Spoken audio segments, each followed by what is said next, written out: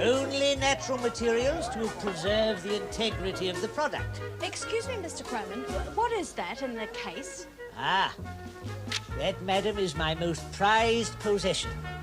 The Golden Turnip Trophy, awarded to me by the Guild of Crowmen in 1956 for outstanding services to the scarecrow-making profession.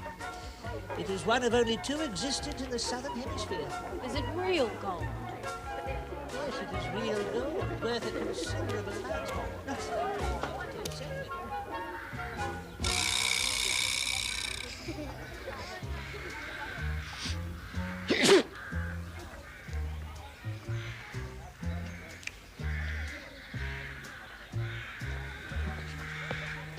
Well, thank you so much. See you again next year, I hope. Goodbye. Oh, that's for you, madam, $10. And there are 2 free vouchers entitling you to a 10% discount on all scarecrows through to December. Ah, thanks very much. Thank you. Bye. Goodbye. Whew. Been quite a day. Still, well worthwhile. Right, Worzel. Get off your pole now. Is that it then, Mr. Crowmancer? Is the open day closed? Yes, that's it for another year, Worzel. We won't be receiving any more visitors today. Now, some of these museum artifacts have to be returned to Professor Pike. So I'm going to leave you in charge to mind the other exhibits while I pop down to the village. Yes, very well, Mr. Crowmancer. Now, there are some very valuable items here, Worzel. I would not like any to go missing.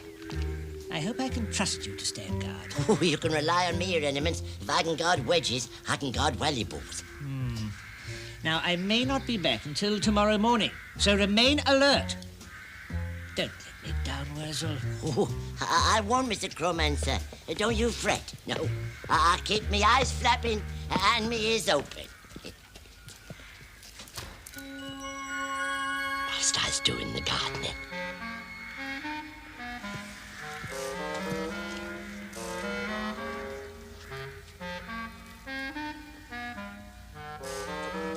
I was to lie down on that there beddie.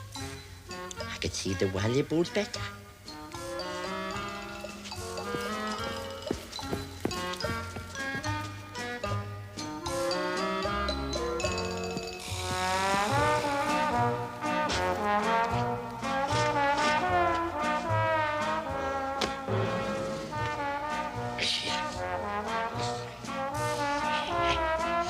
That's better. Nothing like a cushion at your back when you're guarding. Very tiring on the eyes, too, he's guarding. I reckon I better rest him for a moment or 3.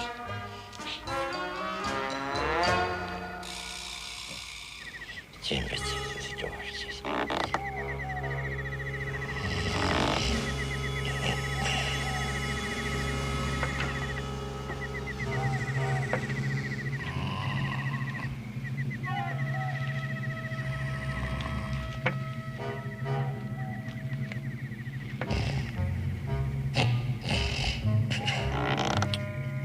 Still guarding, Mr. Crumb. Still guarding. Mr. Crowman? Mr. Crowman? Is that you? Mr. Crowman? Yoo-hoo! Anyone there?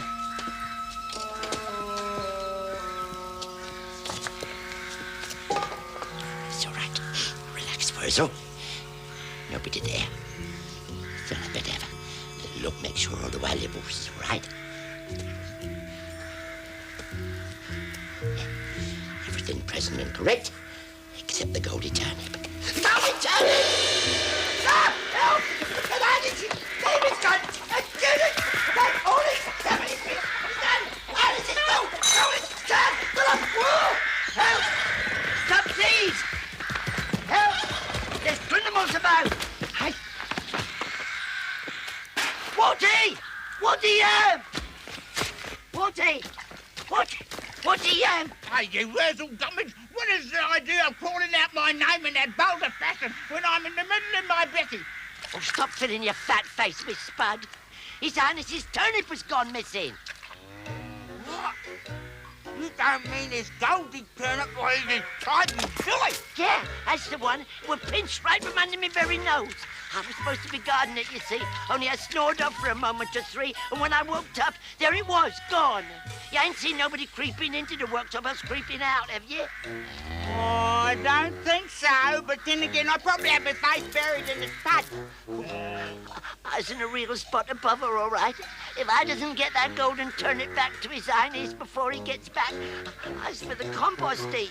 He's in a real spot of bother, all right, and I reckon as a fellow scarecrow, I is obliged to give you a hand. Now, you didn't see nobody take the turnip, nor did I, and that means we don't know who took it, nor where we're going to find it. I see. Woody, you're on the right track. Now he's getting somewhere. And as we don't know where we're going to find it, we don't know where to start looking.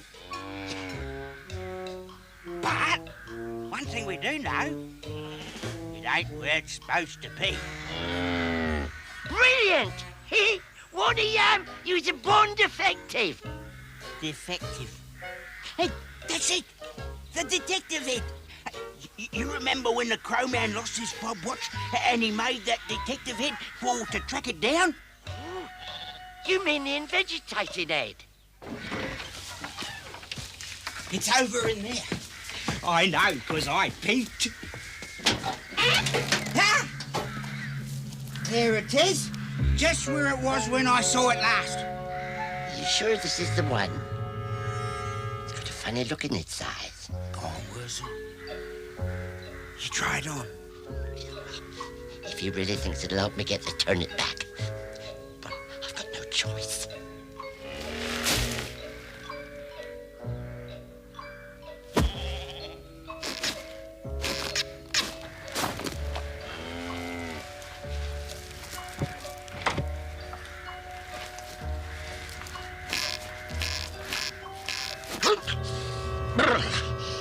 Gad, that's better. Come, Morty, we must waste no more time. Hand me my cape and my dear stalker hat. There's a good fellow. You what? In the trunk, my dear chap, in the trunk.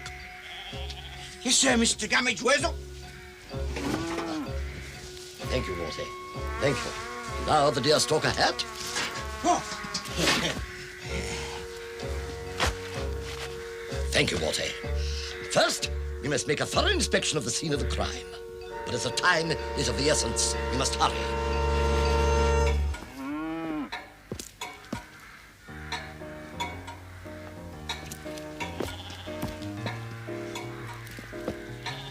Don't look like there's much evidence to go on, does the Worzel, Mr. Gummidge? On the contrary, my dear fellow, place is positively alive with clues. But that's just a big common old straw, what any of us might have dropped. Ah, but is it just a piece of common old straw?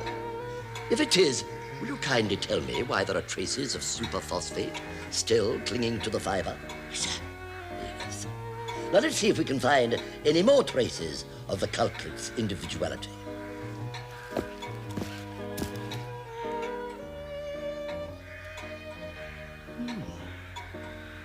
Interesting.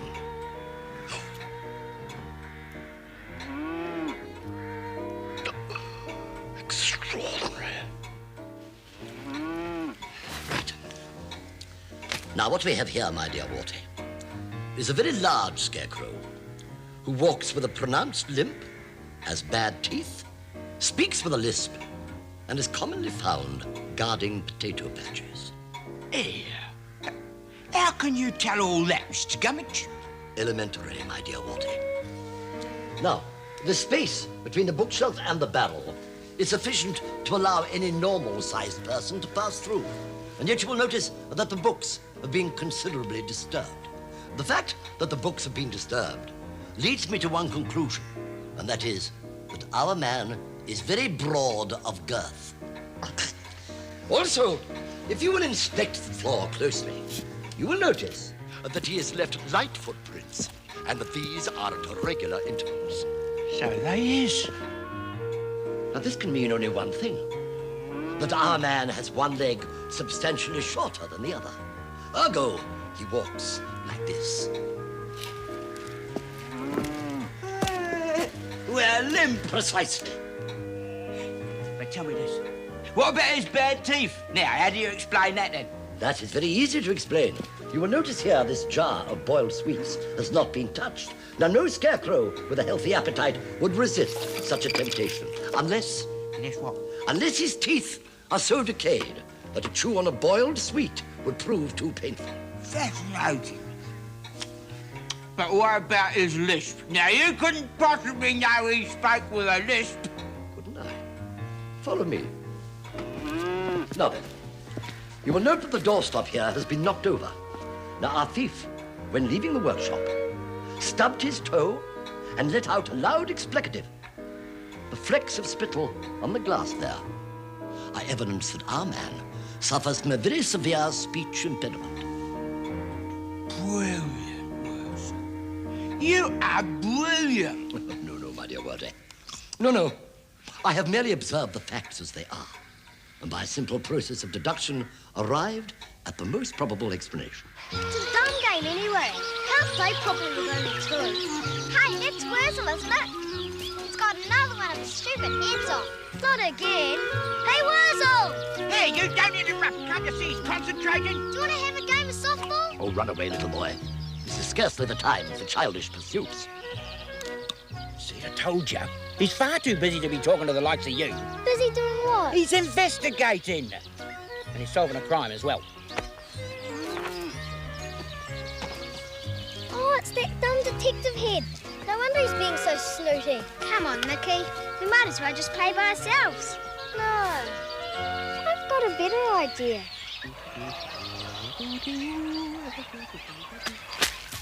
Ah! All right, hold on to him tight, Worzel. Let's take a good look at him.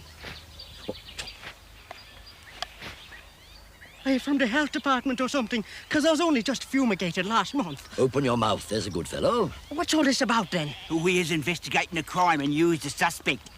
Open your mouth. Ah, yes. Thank you. Now, my good chap, I'd like you to walk as far as that sack of potatoes over there, in a straight line. Away you go. What is your opinion, Worzel? I reckon it's him. I reckon he done it. You do? But his teeth are in excellent shape, and he has no trace of a limp. I don't reckon it's him. I don't reckon he done it. Of course it ain't me! Whatever you reckon I done, I didn't. And if it's something you reckon I ain't done, which I should have, then I did. But tell me, my good fellow, how long have you been working on this potato patch? I've been right here ever since I started, not a minute longer. He's speaking in riddles, Worzel. He's either frightfully stupid, or else he's trying to put us off the scent. Has there been any other fellow here before you? Big fella, with bad teeth. Yes and no. What do you mean, yes and no? What does he mean, yes and no? Be more precise, my good man. Well, if by a fellow you mean a scarecrow, then there were. But inasmuch as a scarecrow ain't a fellow, then there weren't. Well, do you know which way he went? I can't say I do. But he keeps down in that wool shed over there, in between postings.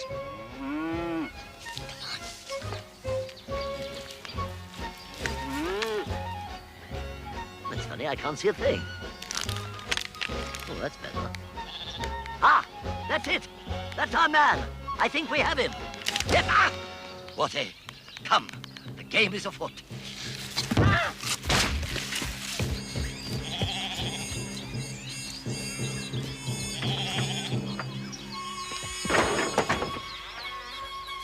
Careful, my dear Worzel. What we have here is a dangerous criminal. A man so corrupted by greed and avarice that he will stop at nothing to protect his interests. You mean he's a stinker? In the argot of the street, precisely. I think we have him. Caught like a rat in a trap. Right, you take this door. I'll take the other. And if he resists, subdue him with this shovel.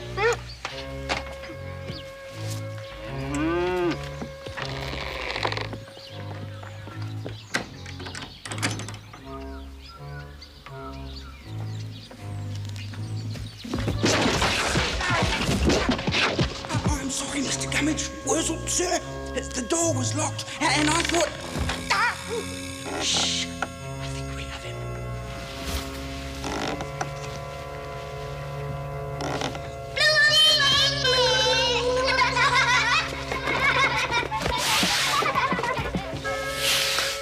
Confound your children. Their tiny minds are incapable of grasping the gravity of the situation. Oh, look what I found. Capital, Worty. The very clue we've been looking for. Yeah, it's one of them hats they hand out at the Truscott farm. All the scarecrows have got them. We've got no time to lose. Come. Yeah. Right. Call me a cab, Worty. You're a cab, Mr. Gummidge. A handsome cab, you fool. You're a handsome cab, Mr. Gummidge. Nincompoop.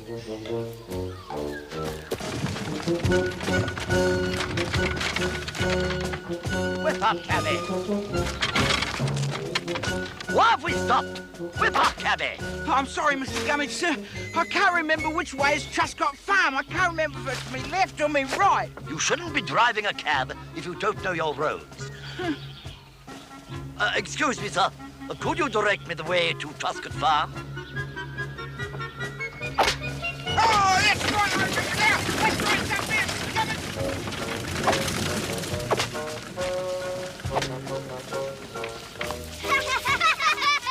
They fell for it. They sure did, the silly twins.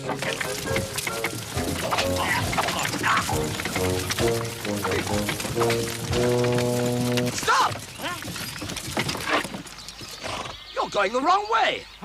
Right, get round. Get round.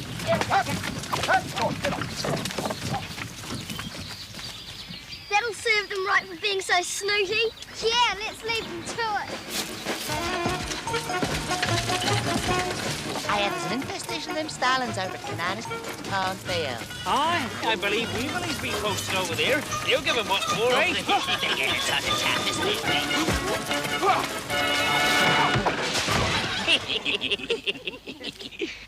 Get up, my good man. What on earth do you think you're doing? Oh, sorry, Mr. Gummidge.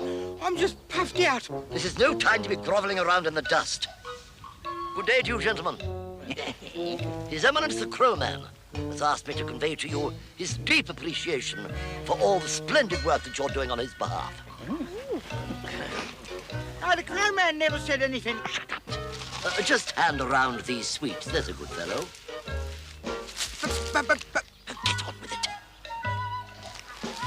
Oh, now I get you. You're a sly old piece of baggage, Mr. Worzel Gummidge, and that's a fact. Here we are, fellas. Have yourself a nice boiled sweetie. And it's all compliments of the Crowman.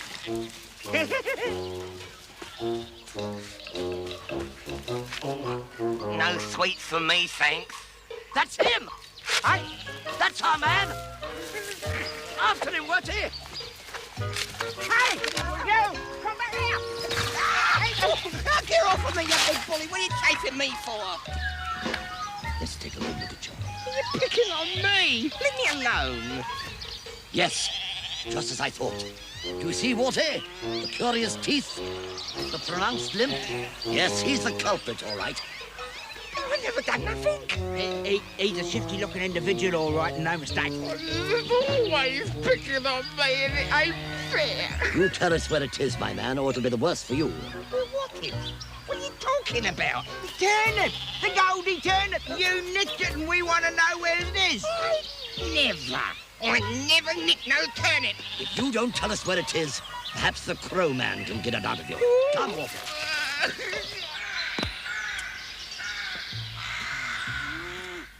Worzel Gummidge, where have you been? I came back to find the door wide open and you nowhere to be found. But, Your Excellency, I can explain everything. Worzel Gummidge, what is that head you have on? It's the investigating head, Mr. Crowman, sir, and he put it on so he could track down the Goldie turnip what got stole. Earth are you talking about? They reckon I took it, but I never, Mr. Crowman. Take no notice of him, Your Excellence. I have made a thorough investigation of the crime. And there is no doubt about it at all in my mind that Bulbous Cauliflower is the culprit. I never stole nothing from no one. Oh, stop your snivelling, man. Tears won't help you now. Now confess, where have you hidden the golden turnip? Silent! Worzel Gummidge, you really have outdone yourself this time. Bulbous cannot be guilty of a crime because no crime has been committed. I beg to differ, Your Highness. After all, I was guarding the premises when the golden turnip got stolen. You colossal idiot. I had Weevily Swede fetch the turnip while I was at Professor Pike's, while you, no doubt, were asleep at your post and didn't see him collect it.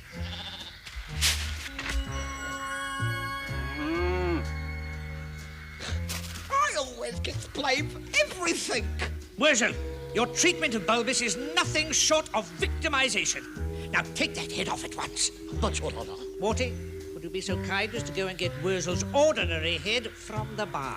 Yes, sir, Mr. Crowman. Right away, Mr. Crowman, sir. A moment, sir. Is this really necessary? I mean, if I'd made a mistake of any sort, I'd be only too willing to apologize. You do go on, don't you, Mr. Crowman? Worzel, get on with it.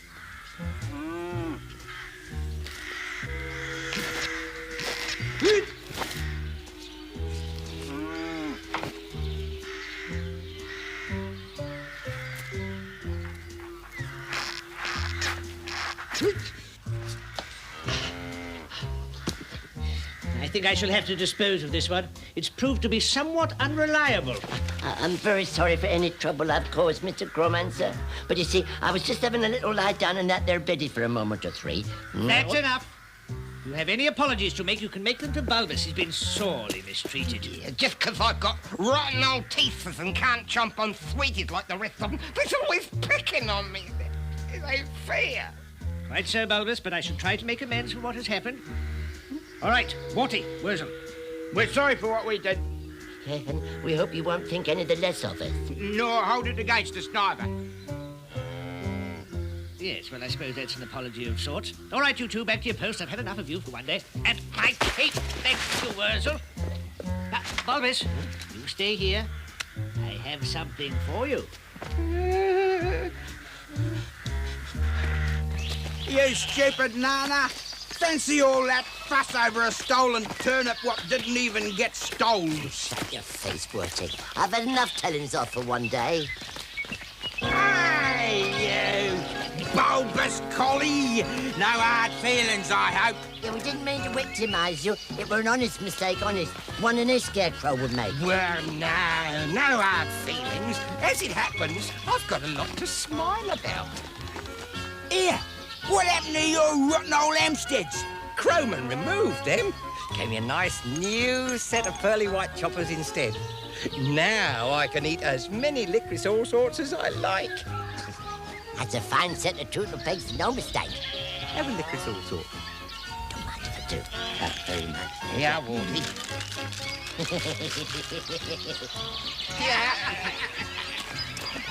It's not every scarecrow what will share out his licorice all sorts. He's not such a bad fella, that Bulbous. No, he's a nice fella, all right. I've said it once, and I'll say it again. He's one of the best. He is.